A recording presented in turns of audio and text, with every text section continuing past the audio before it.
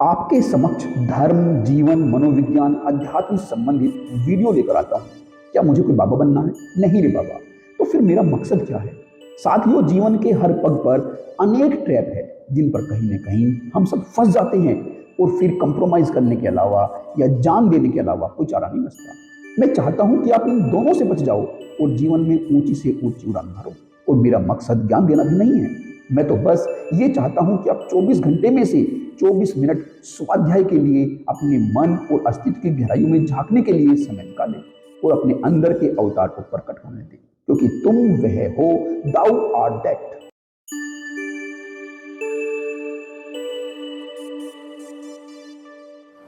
साथियों नमस्कार। साथियों, भगवान श्री कृष्ण ने श्रीमद् भगवद गीता में एक दिव्य दृष्टि की बात, परम दृष्टि की बात कही है। एक दृष्टि तो वह होती है जिस दृष्टि के द्वारा, जिन आंखों के द्वारा हम इस भौतिक संसार को देखते हैं, लेकिन इसके अलावा एक परम दृष्टि होती है जो उस परमात्मा को देख पाती है। और साथियों, यह दृष्टि, यदि हम इस दृष्टि को अनुभूत कर लेते हैं, इस दृष्टि को प्राप्त कर लेते हैं, तो यह हमारे भौतिक संसार में कोई कठिनाई उत्पन्न नहीं करती, बल्कि उसको और सरल बना देती है। साथियों, ये ऐसे ही होता है इस एग्जाम्पल के रूप में कि जैसे यदि कोई एक, सपोज करो, एक अंधा व्यक्ति है, तो उसके लिए इस भौतिक जगत में थोड़ी असुविधा हो जाती है, उसका जीवन थोड़ा कठिन हो जाता है। लेकिन यदि वही वह व्यक्ति आंखों को प्राप्त कर ले, तो क्या उसके लिए यह भौतिक जगत आसान नहीं हो जाएगा, सरल नहीं हो जाएगा? ऐसे ही जो इस भौतिक जगत के पार पारलौकिक जगत होता है, यदि हम उस पारलौकिक जगत को भी देख लेने वाली दिव्य दृष्टि प्राप्त कर लेते हैं, यदि हम इस भौतिकता के साथ साथ उस परमात्मा को भी देख लेने की दृष्टि प्राप्त कर लेते हैं, तो फिर हमारा जो यह जीवन है वह अलग अलग आयामों पर और सरल हो जाता है। और यह जो हमारा एक जनरल हमारा घर होता है, वह हमें जितना आराम देता है, एक तसल्ली देता है, एक सुकून देता है, एक आश्रय देता है, रहने के लिए जगह देता है, ऐसे ही जब हम उस परमात्मा को, उस पारलौकिक जगत को अनुभूत कर लेते हैं, उस परम घर को अनुभूत कर लेते हैं जहां से हम सभी आए हैं, तो वह परम आश्रय हमें परम आनंद की अनुभूति कराता है। तो साथियों, आज हम उसी परम दृष्टि के बारे में भगवान श्री कृष्ण ने श्रीमद् भगवद गीता में क्या कहा है, उसकी तरफ आगे बढ़ेंगे। साथियों, भगवान श्री कृष्ण ने कहा है कि जो व्यक्ति इन नष्ट होते हुए चराचर जगत के चराचर भूतों में उस शाश्वत परमात्मा को देख लेता है, वही वास्तव में देख पाता है, वही जो उसकी दृष्टि है वह दिव्य दृष्टि में तब्दील कर पाता है। और दूसरी बात उन्होंने कही है कि जो व्यक्ति यह भी देख लेता है कि जो सभी कर्म हैं वह प्रकृति के द्वारा किए जाते हैं और हमारी जो आत्मा है वह तो अकर्ता ही रहती है। जब व्यक्ति इस भांति से अनुभूत कर लेता है, तो वह उसका अनुभव वास्तव में उसकी दिव्य दृष्टि के कारण होता है। और साथ ही भगवान श्री कृष्ण ने कहा है कि जो व्यक्ति इन सब चराचर भूतों के भावों को उस परमात्मा में स्थित मानता है और इस भांति से परमात्मा के संकल्प के कारण ही सब चराचर भूतों की उत्पत्ति का कारण मानता है, तो वह उस दिव्य दृष्टि को प्राप्त कर लेता है। फिर वह उसका जो देखना है वह परम देखना होता है। साथियों, अब हम एक एक वर्सेस पर थोड़ा ध्यान देंगे कि जैसे भगवान ने कहा है कि जो व्यक्ति इन सब नष्ट होते हुए चराचर भूतों में उस शाश्वत परमात्मा को देख लेता है, उसका देखना ही वास्तव में परम देखना होता है। साथियों, अभी यहां सब चीजें हमें नष्ट होती हुई दिखती है। कोई भी हम चीज देखते हैं वह एक जीवन काल के बाद नष्ट हो जाती है, चाहे वह हमारा मकान हो, चाहे कोई वस्तु हो, चाहे पहाड़ हो, चाहे पेड़ हो, पौधे हो, जीव हो, जंतु हो, हम सब इन चीजों को नश्वर की भांति हम अपने अनुभव में लाते हैं। ये सब चीजें क्योंकि नष्ट होती है, हम इनको नष्ट होता हुआ देखते हैं, लेकिन फिर भी इन देखने के बावजूद, जैसे अभी मैंने कहा कि हम देखते हैं कि ये सब चीजें नष्ट होती रहती है समय के साथ साथ, लेकिन फिर भी हम उस समय में इन सब चीजों को स्थायी कर लेना चाहते हैं।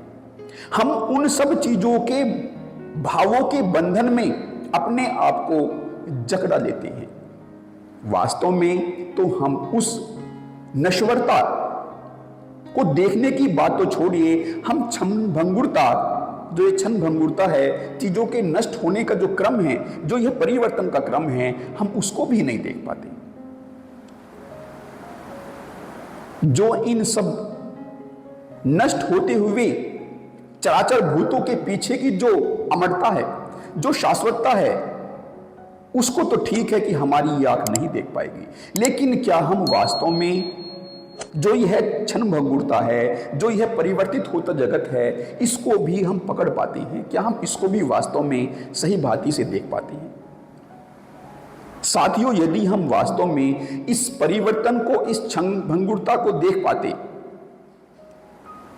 तो क्या उस देखने के द्वारा हमारा जो जीवन है वह इतना कॉम्प्लेक्स होता? हम चीजों की भांति केवल उपयोग कर रहे होते, उनसे बंधे नहीं होते, यदि हमारा देखना उस भांति का होता। और वास्तव में तो हम जिस भांति से देख रहे हैं, उस भांति से भी हम गहराई में नहीं देख पा रहे। ठीक है कि हम उस शाश्वत को नहीं देख पा रहे, लेकिन हम क्षण भंगुरता को भी उसके गहराई में नहीं देख पा रहे। तभी तो हम इन सब वस्तुओं के बंधन में बंधे हुए हैं। यदि हम इनकी गहराई में इस परिवर्तन को, इस नष्ट होते हुए जगत को देख ले, तो हम जब इस नजर के साथ आगे बढ़ेंगे, तो हम उस शाश्वतता को देखने में कामयाब हो सकते हैं, यदि हमारा वह देखना संपूर्ण होगा तो।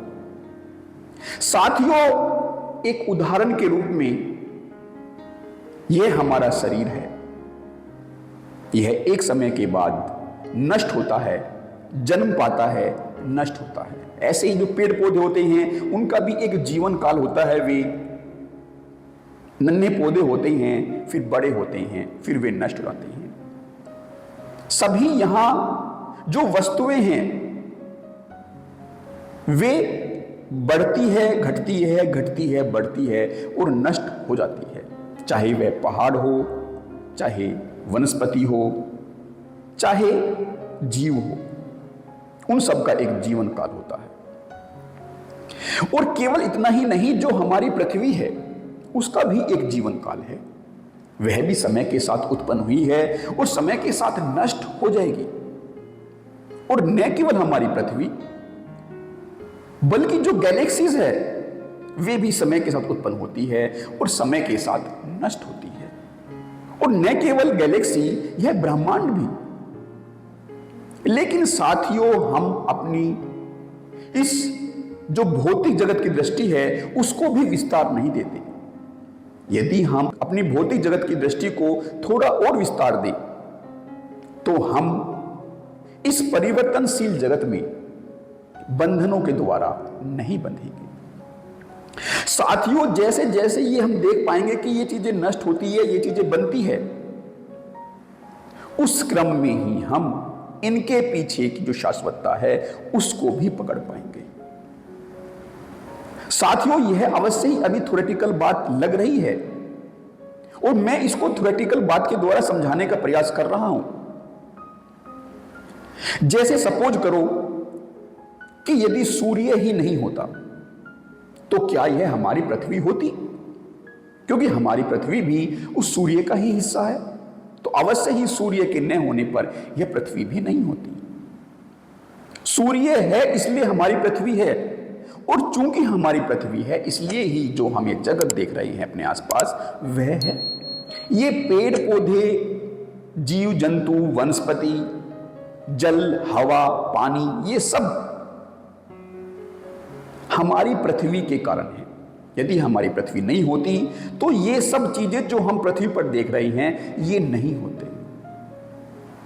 यदि पृथ्वी नहीं होती, यदि यह जगत नहीं होता, यदि यह प्रकृति नहीं होती हमारे इस पृथ्वी की, तो क्या उस वातावरण के बिना हम अस्तित्व को ग्रहण कर पाते? नहीं ग्रहण कर पाते।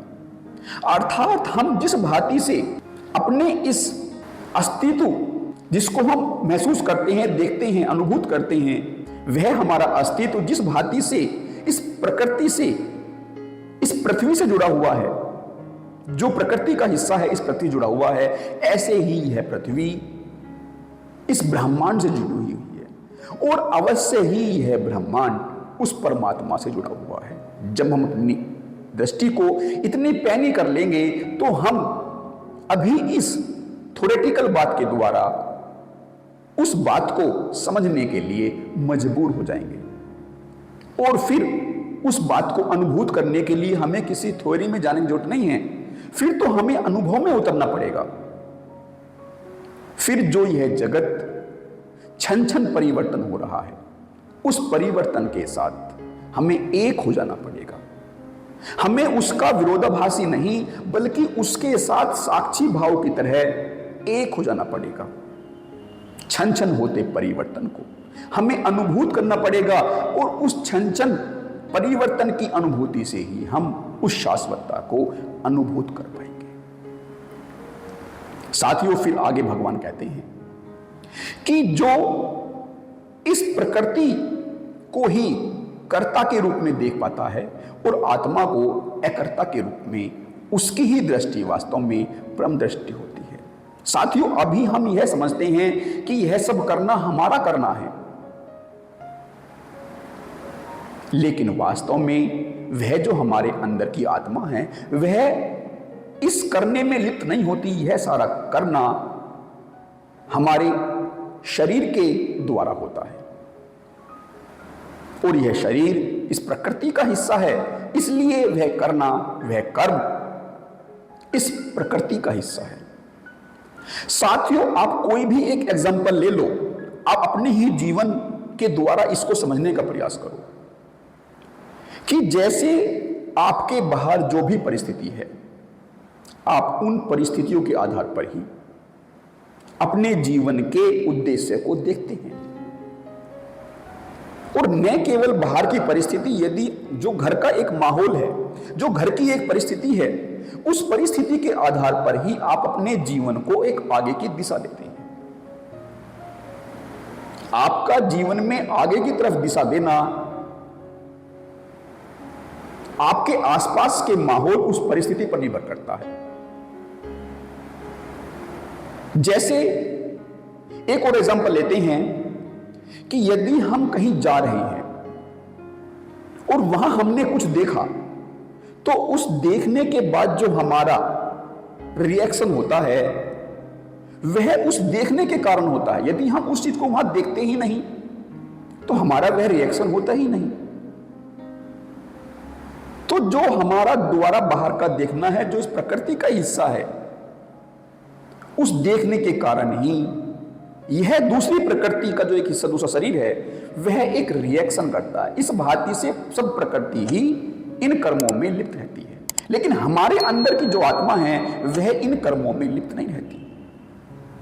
इस पर आप बारीकी से गौर करेंगे, खुद के जीवन पर गौर करेंगे, इस पूरे समाज पर गौर करेंगे। जैसे हम यदि अपने समाज की बात करें तो यह समाज किस दिशा में आगे बढ़ रहा है, इसको हम बहुत ही साधारण दृष्टि से देख पाएंगे। हमारा आगे बढ़ना, किसी एक दिशा के साथ आगे बढ़ना, यह प्रकृति के कारण ही है। हम जो इस अपने वातावरण में, अपने पृथ्वी के वातावरण में अनुभूत करते हैं, देखते हैं, उस देखने के आधार पर ही हमारे इस समाज के, हमारे देश के जो कर्म हैं वे निर्धारित होते हैं। जो हमारे आसपास की परिस्थिति, जो हमारे देश की परिस्थिति होती है, उन परिस्थितियों के अनुसार ही हमारे पूरे देश के जो कर्म हैं वे निर्धारित होते हैं और इस भांति से देश के कर्म के साथ साथ समाज के कर्म निर्धारित होते हैं और समाज के इस बाद फिर व्यक्ति के कर्म उसके आसपास की परिस्थितियों के आधार पर निर्धारित होते हैं। लेकिन जब कोई व्यक्ति इस भांति से देख लेता है तो वह इस प्रकृति के ऊपर उठ जाता है और फिर वह उस आत्मा को देख लेता है जो इन कर्मों में लिप्त नहीं होती, जो शरीर को प्रकृति की ही भांति मिलता है और आत्मा को आत्मा की ही भांति देख लेता है, तो फिर वह उस परम पुरुष को प्राप्त हो जाता है। भगवान आगे कहते हैं कि जो व्यक्ति अपनी दृष्टि के द्वारा, उस सूक्ष्म दृष्टि के द्वारा सब चराचर भूतों के भावों को परमात्मा के संकल्प के आधार पर देखता है कि परमात्मा के संकल्प के आधार पर ही सब चराचर भूतों के अंदर भाव है, तो फिर वह उसका देखना वास्तव में परम देखना होता है। साथियों, एक तो हमारे जो यह शरीर है यह तो प्रकृति का हिस्सा है, तो कर्म प्रकृति करती है। लेकिन यदि हम इसको और थोड़ा स्टेज वाइज डिफरेंशिएट करें तो जो हमारा मन होता है वह भावों के साथ संलग्न रहता है, कर्म के साथ प्रकृति संलग्न रहती है और जो भाव है वह मन से जुड़ा हुआ है। लेकिन इन दोनों के ही पीछे जो पुरुष है, जो आत्मा है, वह इन दोनों से ही अलग है। जब व्यक्ति अपने मन के भावों को एक साक्षी की भांति देख लेता है तो उसे यह भी ज्ञात हो जाता है कि ये सब उस परमात्मा के संकल्प के कारण है, ये सब भाव उस परमात्मा ही में स्थित है। यह पूरी प्रकृति मन सहित भाव सहित पूरी प्रकृति उस परमात्मा में ही स्थित है। और इस भांति से देख लेने वाला व्यक्ति अवश्य ही परम दृष्टि से देख रहा होता है और इस देखने के द्वारा फिर जो जीवन की कठिनाई है वे उसको कठिनाई नहीं लगती, फिर यह जीवन एक लीला बन जाता है। फिर सुखों का आना दुखों का जाना लहर की भांति होता है, फिर वह इनसे अलग दूर रहते हुए इनको देख पाता है और फिर ये जीवन के जो बंधन होते हैं ये उसको बांध नहीं पाते। मैं उम्मीद करता हूं आप पहले इन पर अपने ज्ञान के आधार पर मनन करेंगे और फिर जब आपका जो ज्ञान है उस मार्ग को पहचान पाने में समर्थ होगा, जब आपके ज्ञान का प्रकाश उस मार्ग पर पड़ेगा तो फिर उस मार्ग पर चलने के लिए आपके कदम भी उतावले हो जाएंगे। फिर आप उस अनुभूति को पा लेना चाहेंगे और वह परम अनुभूति वह आप ही के अंदर है। यह कोई बाहर से न तो ज्ञान और न ही अनुभव आपको दिया जा सकता है, वह ही आपको दिया जा सकता है, वह ही आपको समझा जा सकता है जो आपके अंदर होता है। बस दूसरा व्यक्ति उस समझ को गहराई से, जो आपके अंदर समझ गहराई में दबी होती है, उसको ऊपर लाने में थोड़ा मददगार साबित हो सकता है। इसके अलावा उसका कोई रोल नहीं होता, क्योंकि वह सभी ज्ञान वे सभी अनुभव आपके अंदर है। तो उम्मीद करता हूं यदि आप अपनी उन गहराइयों को छूने का प्रयास करेंगे तो आप अवश्य ही जो बात भगवान श्री कृष्ण कह रहे हैं उसको समझ पाएंगे। इसी के साथ मैं आप सभी से विदा लेता हूं। आप सभी का मेरे साथ बने रहने के लिए बहुत बहुत धन्यवाद।